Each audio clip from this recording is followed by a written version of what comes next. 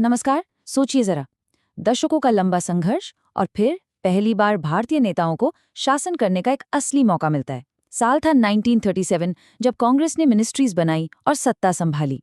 पर कहानी में एक ट्विस्ट है। सिर्फ 28 महीनों के अंदर ये पूरा ऐतिहासिक एक्सपेरिमेंट अचानक खत्म हो गया।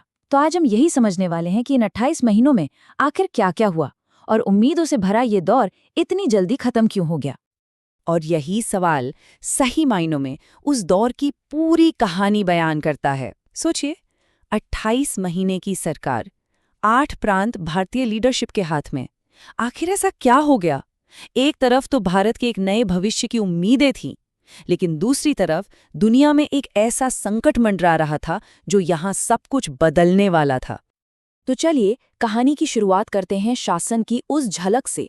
देखते हैं कि जब पहली बार प्रशासन की बागडोर सही मायनों में भारतीयों के हाथ में आई तो हुआ क्या। समझने वाली बात यह है कि ये सिर्फ एक सरकार नहीं थी, ये तो आने वाले आज़ाद भारत की पहली झलक थी। तो सवाल ये है कि इन 28 महीनों में उन्होंने क्या कर दिखाया। महज 28 महीने सुनने में शायद ये वक्त बहुत कम लगे, है ना? लेकिन ये 28 महीने भारतीय लीडरशिप की काबिलियत का एक लिटमस टेस्ट थे। इस छोटे से वक्त में जो फैसले लिए गए उनका असर बहुत बहुत गहरा और दूर तक जाने वाला था। और देखिए, सत्ता में आते ही कांग्रेस ने काम शुरू कर दिया हर मोर्चे पर। जैसे किसानों को कर्ज के जाल से निकालने के लिए नए काश्तकारी बिल लाए गए, मजदूरों के अधिकारों को पहली बार कानूनी शक्ल दी गई इंडस्ट्रियल डिस्प्यूट्स एक्ट के जरिए। सिर्फ यही नहीं, पॉलिटिकल कैदियों को रिहा किया गया, आदिवासियों के लिए योजनाएं बनी, एजुकेशन पर जोर दिया गया। मतलब सिविल लिबर्टीज से लेकर इकोनॉमिक प्लानिंग तक, जैसा कि इस लिस्ट में साफ दिख रहा है, एक नए भारत की नींव रखी जा रही थी। काम बहुत तेजी से हो रहा था। सब कुछ ऐसा लग रहा था कि बिल्कुल सही ट्रैक पर है। लेकिन फिर कहानी में एक टर्निंग पॉइंट आया। एक बाहरी घटना ने, एक ग्लोबल संकट ने भारत की राजनीति की दिशा ही बदल दी। एक ऐसा मोड़ जिसने इन सारे अच्छे कामों पर अचानक से ब्रेक लगा दिया। और इसके बाद घटनाएं बहुत तेजी से घटी। तारीख थी 3 सितंबर 1939। वायसराय लिनलिथगो ने एक ऐलान किया कि भारत अब जर्मनी के खिलाफ जंग में शामिल है। और ये ऐलान उन्होंने भारतीय नेताओं से पूछे बिना किसी सलाह मशवरे के कर दिया। कांग्रेस का स्टैंड बिल्कुल साफ था। उनका सवाल सीधा था, भाई, एक देश के भविष्य का इतना बड़ा फैसला उस देश के लोगों से पूछे बिना कोई कैसे ले सकता है? और जब इस सवाल का कोई जवाब नहीं मिला तो कांग्रेस मिनिस्ट्रीज ने विरोध में इस्तीफा दे दिया। अब ये जो इस्तीफा था, इसे कोई हार की तरह नहीं देखना चाहिए। नहीं, बिल्कुल नहीं। ये एक बहुत सोचा समझा, सिद्धांतों पर आधारित एक पॉलिटिकल मूव था।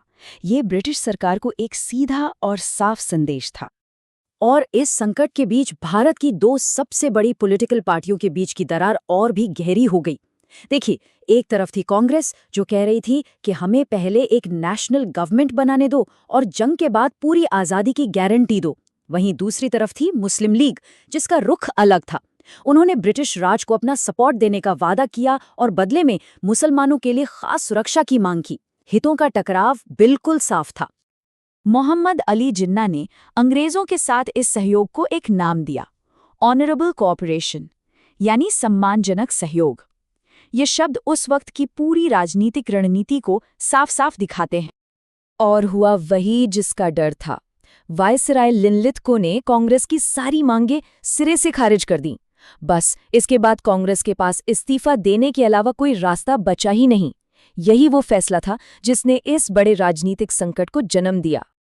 तो कांग्रेस अब सत्ता से बाहर थी और उनके इस्तीफे से भारतीय राजनीति में एक वैक्यूम, एक खालीपन पैदा हो गया।